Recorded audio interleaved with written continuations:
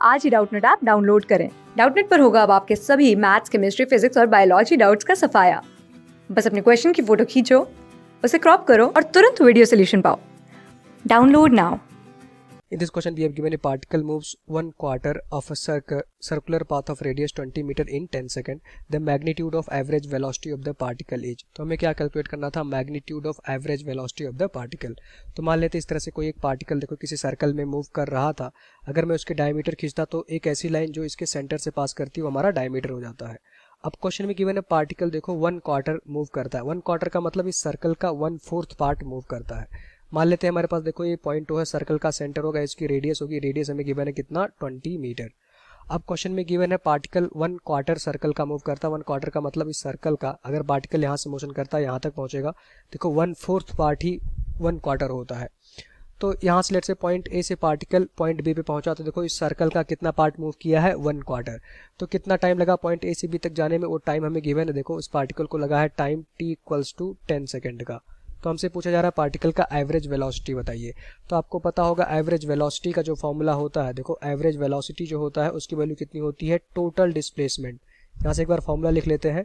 जब वेलोसिटी लिखोगे तो डिस्प्लेसमेंट आता है, अगर एवरेज वेलोसिटी लिखोगे तो आता है हमारे पास देखो total displacement divided by total time. तो ए से बी तक जब पार्टिकल जाएगा तो आप क्या कैलकुलेट करोगे? टोटल टाइम तो आपको पता है कि ए से बी तक मतलब 1/4 तक चलने में उसको टाइम तो 10 सेकंड लग रहा है, तो हमें गिवन है। डिस्प्लेसमेंट मैं कैलकुलेट कर लूंगा।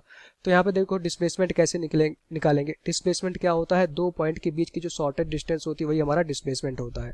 तो ए से बी तक की जो शॉर्टेज डिस्टेंस होगी उन दोनों पॉइंट को मिला दोगे तो ये हमारा आएगा डिस्प्लेसमेंट एस की वैल्यू। मान लेते हैं डिस्प्लेसमेंट कितना था? एस। अब इसकी वैल्यू आप कैलकुलेट कर सकते हो। देखो ये एंगल 90 डिग्री होगा, ए भी रेडियस के बराबर है, ए भी रेडियस के बराबर है। पाइथागोरस थ्योरम लगा के जब सॉल्व करोगे तो डिस्प्लेसमेंट आ रहा है एस वेक्टर, उसकी वैल्यू कितनी हो जाएगी? √r² + r²। ये आ गया। तो जब इसको सॉल्व करोगे तो डिस्प्लेसमेंट की वैल्यू आएगी हमारे पास देखो √2 × r के बराबर। तो जब पार्टिकल सिर्फ और सिर्फ सर्कल का 1/4 मूव करेगा तो उसकी डिस्प्लेसमेंट कितनी हो जाएगी? √2 × r। r क्या होता है? रेडियस।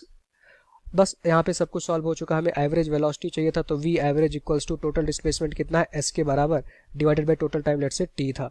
यही हमारा इस क्वेश्चन का आंसर हो जाएगा। तो डिस्प्लेसमेंट कितना हमारे पास देखो √2 × r। r क्या था? रेडियस ऑफ द सर्कल, उसकी वैल्यू हमें गिवन है कितना 20 मीटर, डिवाइडेड बाई ए से बी तक जाने में उसको कितना टाइम लगा था? 10 सेकंड का। तो उसकी जो एवरेज वेलोसिटी आ जाएगी इसकी वैल्यू हो जाएगी हमारे पास देखो ये 10 बार जाएगा, सॉरी 2 बार, 10 × 2 कितना हो जाएगा? 20। तो यहाँ पे आ जाएगा 2√2 के बराबर।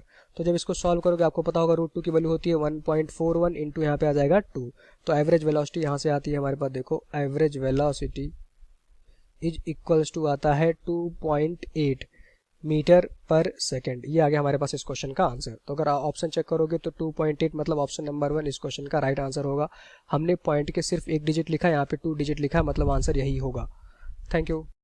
क्लास 6 से 12 से लेके नीट, IIT, JEE मेंस और एडवांस के लेवल तक 10 मिलियन से ज्यादा स्टूडेंट्स का भरोसा।